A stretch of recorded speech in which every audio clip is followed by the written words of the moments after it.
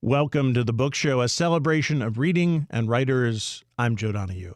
Abraham Verghese is the New York Times-bestselling author of Cutting for Stone. His latest is The Covenant of Water, a stunning epic of love, faith, and medicine set in Kerala, South India, following 3 generations of a family seeking the answers to a strange secret, otherwise known as the condition. Spanning the years 1900 to 1977, The Covenant of Water begins at the turn of the century when a 12-year-old girl from Kerala's long-existing Christian community, grieving the death of her father, is sent by boat to her wedding, where she will meet her 40-year-old husband for the first time. From this unforgettable new beginning, the young girl and future matriarch known as Big Amachi will witness unthinkable changes over the span of her extraordinary life. Abraham Verghese lives and practices medicine in Stanford, California, where he is vice chair of the Department of Medicine at the Stanford University School of Medicine. This book is a decade in the making. The Covenant of Water is his first since Cutting for Stone. It is a great pleasure to welcome Abraham Verghese to this week's book show. Thank you so much for being with us. What an honor to have you on our program. It's a great pleasure for me to be with you, and thank you. I cannot tell you how much this book meant to me, and one of the things that struck me about it, I think from the very beginning, when it started to make the rounds in the book-selling community, was everyone was talking about its length, as if that were a bad thing. To me, it wasn't long enough. You could have gone on a lot more. What is it that brings you to want to write big books? And what do you think it is about us that may be somewhat scared of them?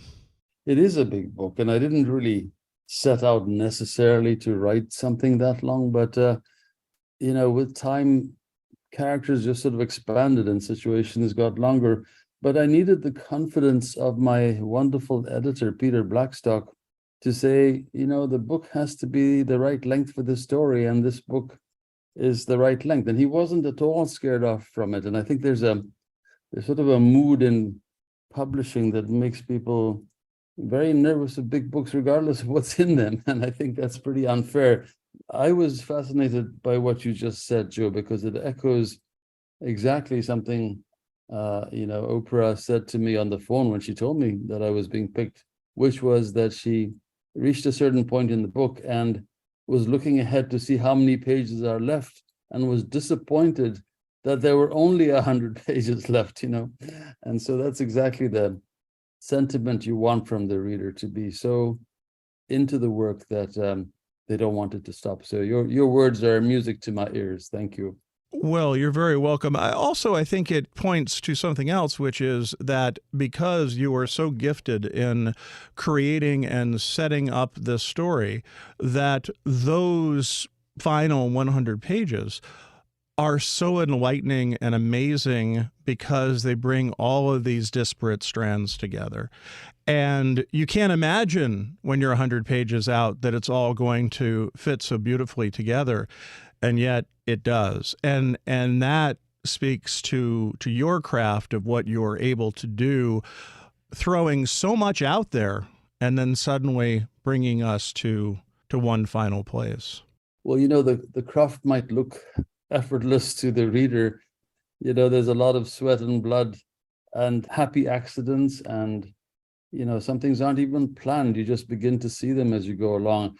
I wish I could say I was a writer who knew the whole story and had that in mind, but I think I sort of write to develop my characters and find the plot.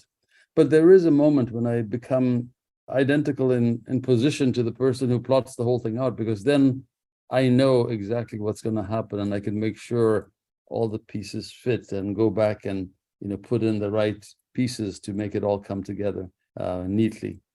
I mentioned in the introduction what you refer to throughout the novel as the condition. Tell us about that and the nature of it, and how you came to that as being an anchor to the story.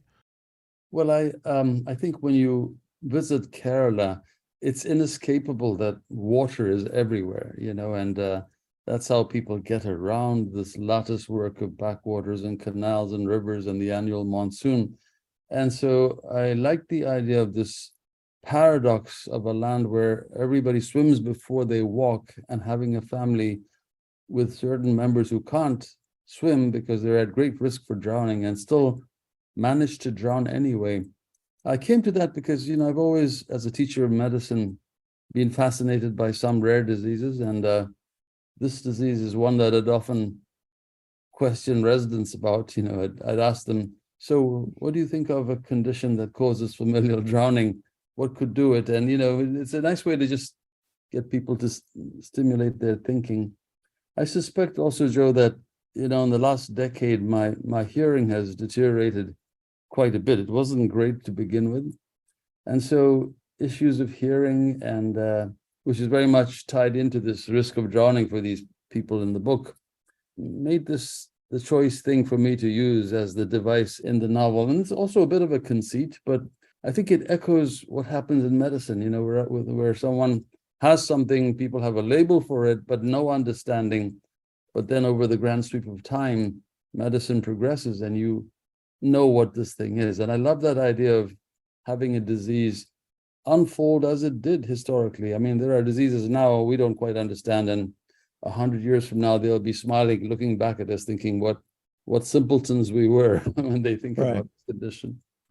It is fascinating how you write about water, because you, certainly because of what we were just talking about, there is an overt nature to you writing about water and the drowning. But there are so many references along the way, and you write about it so beautifully, of whether it be water that is given to moisten the lips, or it is water to wash something from your hands, or it is rain, that you have a great reverence for that water. Yeah, I think, it's inescapable. We are formed in a watery sack in our mother's wombs. So we sort of emerge in water. Some reader actually pointed out to me the power of this metaphor of water and mothers, by pointing to some of the horrific crimes where, mothers have drowned their children fairly dramatically, driving their cars into the lake and so on. I think there's something very powerful about water for all of us. I mean, we're formed of water, we're dependent on water, but in Kerala, it's much less of a subtle metaphor. It's very much front and center, and there's flooding every year. So I couldn't escape it. Tell us about the geography of Kerala. This is in the southwest portion of India. Yes, it's a strip of land, really a coastal territory just above Sri Lanka on the western tip. And on inland side, about 70 miles in, is this long mountain range. And it turns out that's those slopes not only have all these rivers pouring down, but they're also incredibly fertile soil. And so spices like pepper, cinnamon, cloves, cardamom just grow wild. And for centuries, there was a vigorous spice trade between Arabia and the Spice Coast, as it was called. And that's probably what brought St. Thomas the Apostle in 52 AD, who converted locals, and those folks became the start of this Orthodox Christian community to which I belong. It's very similar in its echoes and rituals to Greek and Armenian Orthodox or Coptic churches. And so I love the idea of setting my story within a community that most people don't really know well. And it's a community of Christians who still have many Hindu rituals in their weddings and other ceremonies. It's a rich place to set a novel, regardless of what's going on in the novel. It's relatively speaking, for India, it is a small group, but it is a large Christian population in India. It's a large Christian population numerically. It's just that on the proportion of sizes in India, it's relatively minor, but it manages to stay fairly intact. There's a lot of intermarrying, and with that, from time to time, you get sort of amplification of genes that you don't want, as well as those that are, favorable. So it's been an interesting closed community, I suppose, kind of like the Ashkenazi Jews and other, sects that are very, I mean, they're closed in the sense that they look to marry within the community, but, they're also very progressive in their own way. It's just that over time, they've become a large community with a great, I mean, everybody's connected to everybody in some fashion. I can find some level of connection with any person from Kerala that I meet who's Christian. Our families are probably connected way back. We are joined by Abraham Verghese. The name of the new book is The Covenant of Water. You talk about Big Amachi, and did the story start for you there? Because I know that, as you say, you tell this story at the very beginning, that it was your niece who asked a question, and 100 pages came out from your grandmother, From my mother. from your mother, about their upbringing. How did that kind of hoe the ground for this? Well, my mother was a pretty remarkable woman. You know, she set out from India after getting a physics degree to teach in Africa all alone in the late 40s, and met my father there, who was also hired to teach. Decades later, she's 70 something, and her 5-year-old niece, born in America, asked her, Amachi, what was it like when you were a little girl? And my mother was so taken aback by that question that she really began to write out this detailed description of her childhood with beautiful illustrations. The stories were all very familiar to me and my brothers, but they sort of cemented for me how wonderful it would be to set a story in this community. Now, my grandmother and great-grandmother were married very young, but I think people misconstrue that, and it might seem like an inauspicious start to mention a 12-year-old bride, but what happens is the 12-year-old bride is usually married to a 12 or 11-year-old boy, and they're just children in one big household, and the mother-in-law becomes the mother effectively, and you know, sometimes the bond is closer than to the mother. And then at some point when they come of age, they're brought together or allowed to come together. And my great-grandmother was actually married at that young age to a widower who was older, part of the children of the family for a while. But that went on to be one of the grandest marriages by all accounts. And when he passed on, she became the matriarch of this large family and a revered figure. So I think I had in mind someone like her, but I also had in mind strong women. I think too much fiction is around evil mothers or, you know, flawed mothers. And I love the idea of simple, faithful, solid, you know, responsible women, unheralded by the world, but within their families, living these truly heroic lives in terms of the suffering and everything that they do for their children. You do such a beautiful job telling us about the ordinary things of life that these characters explore. You show us that there doesn't always have to be conflict. We get up, we have all these things we have to do, and then we go to bed. And that there is great meaning in that alone. And it doesn't have to be conflict. And it's such a beautiful way of introducing us and telling us about these characters. Thank you, Joe. Yeah, I mean, I think sometimes in America, we can get carried away with this sense that we always have to be on a path striving for something. And that's not a bad thing.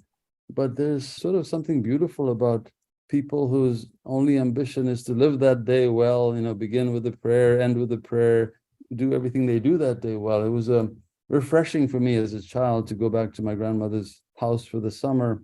And, you know, by dusk, the lamps would be lit, evening prayers would happen, and everybody would be in bed really, really early.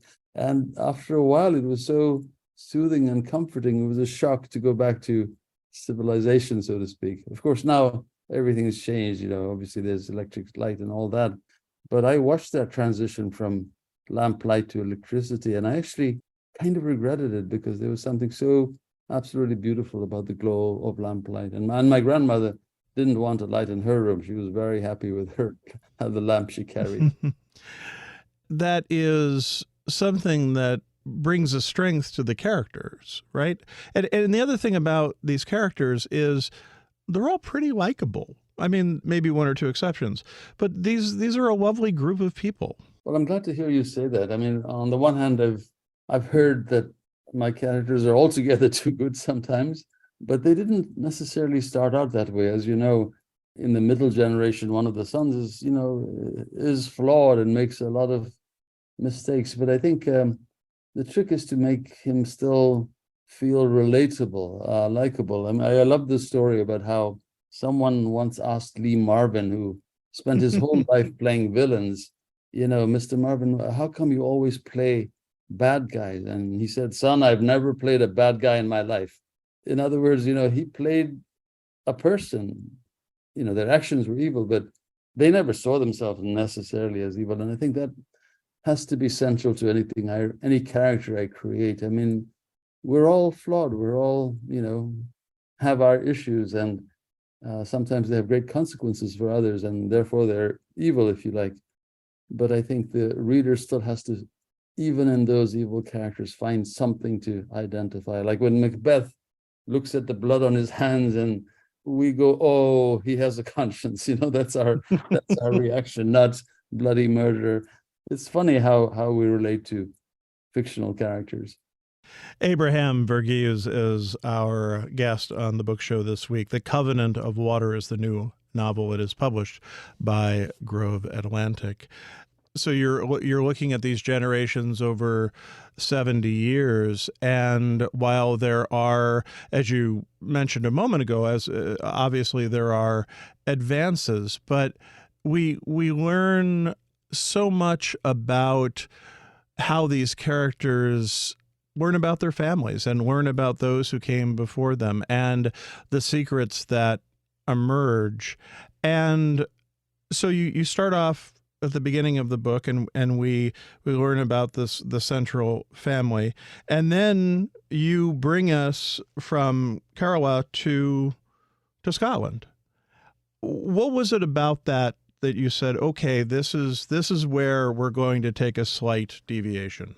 It would have been very true of India of that era, the 1900s to 1970s, especially the early part of that before independence, where many physicians, many academic people in colleges were British or were foreigners.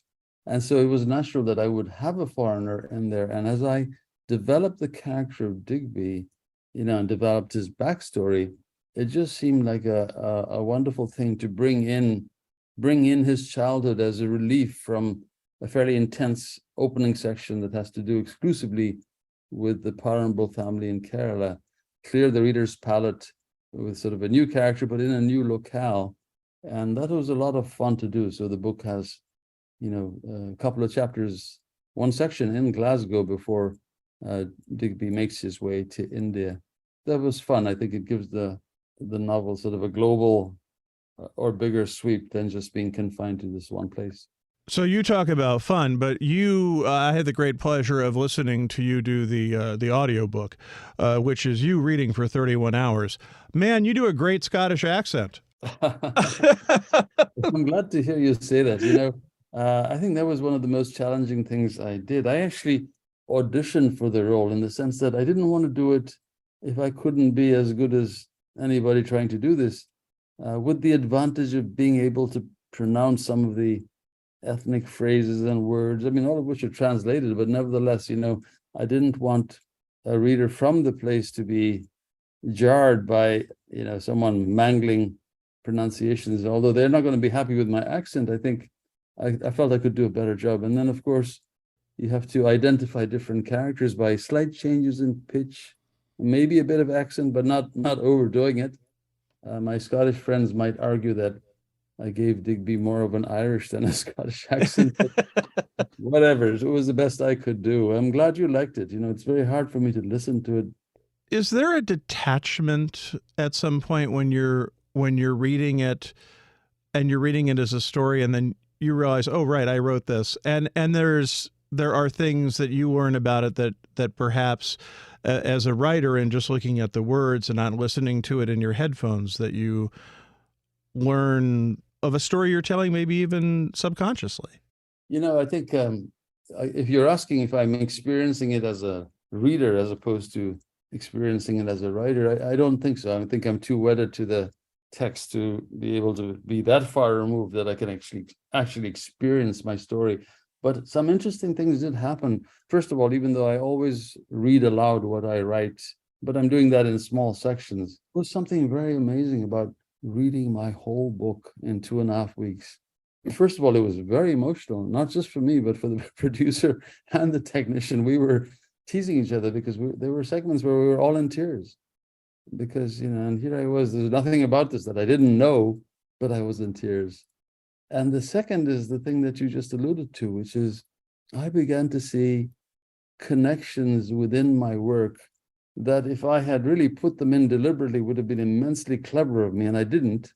So, I think it's just the mystery of the subconscious, the muse, God, whatever you call it, and feeding the story with things that you didn't really understand consciously. And then, when you start to read it, you sort of begin to see these connections. So I just sat there thinking, wow. I mean, I've always felt that the act of writing is utterly mysterious. You have to sit down, you have to start, and you think you know where you're going, but then something kicks in, and I was seeing evidence of that something all over the page. I mentioned this in the introduction, but it's been 10 years in the making, this novel. How much of that was conscious, in the sense that after Cutting for Stone, and that book takes on a life of its own, that you say, I need time, especially considering you have a day job, let's not forget, that you say, okay, this is how much time I need to take on a project, especially of this size and scope? I resist this thing that, you bring out one book and immediately you have to bring out another one. And I guess I have the luxury of resisting because I really have a job that I love and it's pretty demanding. And, when I'm asked to give writerly advice, which is not often, I'd often say, and I'm not being facetious, I say, get a good day job, get something that you love, because it's such a burden on the writing to have to produce in order to pay the bills and put kids through college. And so I've really had the luxury of being able to take my time. I mean, don't get me wrong, I want my books to do well, but there's not that sense of if I don't, everything collapses. So I took my time after Cutting for Stone, and I was enjoying everything that was happening with that book.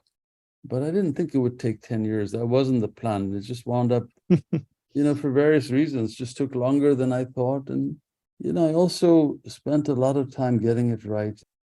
Spent a lot of time going down avenues that in retrospect weren't fruitful. So there's, thousands of pages left on the cutting floor of rich, vibrant characters and scenes and backstory.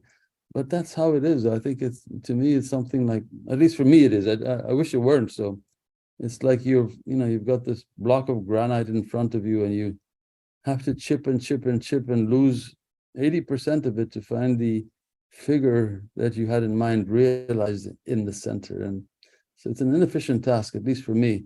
And I'm very conscious that, the clock is ticking. So on the one hand, I want to be productive as a writer, but on the other hand, I don't want to be driven by that sense of, oh, I got to get the next book out, I mean, I'm just so thrilled that this book is in your hands and some of the comments you've made.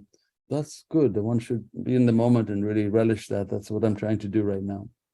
I was surprised when I was reading the New York Times review of Covenant for Water. They had a link to the review they did for Cutting for Stone. And, well, it wasn't a great review. And that surprised me because the book, as I said a moment ago, that book has taken on a life of its own. It is a darling of so many of us that think of it as one of the great contemporary novels. And from my understanding, that really it was up until, even though this is an ancient history, but it was really the paperback release when the book took off. Yeah, that's very true. I think, that was a terrible review. And John Irving, who was a mentor, actually met the reviewer on a stage somewhere in England or some festival and gave them a hard time about this because he was been such a champion of my work. The review stopped us in our tracks in the hardcover because it was a time when, a lot depended on the New York Times book review. I think things have changed. It's less important now in the sense that there's so much social media and influencers, and the review is very strange. I found myself, trying to figure out, is he praising me or is he panning the book? But it's full of wonderful quotes that you could pull out and make it sound like this is the most generous review in the world. I'm talking about the review of the Covenant of Water. At the same time, there are these sort of supercilious statements that seem to have nothing to do with the book. Anyway, I think it's not fair for me to take on reviewers, they do what they do. This novel stays with you for so long, and it's been with me for weeks now. Boy, you can't beat that. As I said to you, I think before we started, it changes you, and I guess I'm not talking about me now. I'm talking about readers and other people who come to you at your events and tell you this. I mean, that has to be more gratifying than anything else that's in print. It is absolutely the reason one writes. One writes in solitude, but one is hoping for that product to be, both entertainment, instruction. This is how we teach our children. We tell them stories. Stories are instructions for living. Somehow, as adults, we tend to think we have to only read nonfiction. We're serious kind of people, and yet I think my worry as a physician is that if people don't have the practice of taking words on the page and making these movies in their head with that, which is very much a creation of the reader, not the writer. So the writer provides the words, the reader provides the imagination, and each of us makes this unique mental movie. And if you don't have that practice, I really think a part of the brain atrophies. So it is delightful when a reader comes and tells me this. And I think that's the effect that every good novel has on us. It propels us back into life. We find out it's only Tuesday that we've lived a couple of decades in the book, and we have these questions we're carrying forward, and the people are indelible. These characters become indelible, and so that's what one is after. And I'm so thrilled to hear you articulate it just like that. I can't thank you enough, sir, for your time and for this gorgeous novel and for sharing with us today. It's been an amazing conversation. Thank you so much. Just a few things you've said have been tremendously precious to me and encouraging. Thank you very much. Abraham Verghese's new novel is The Covenant of Water. It is published by Grove Atlantic. Our producer is Sarah LeDuc. Executive producer is Dr. Alan Chartok. Write to us at book@wamc.org. The latest on National Productions programs available via the Airwaves newsletter at wamc.org and on social media at WAMC Radio. Bookmark us for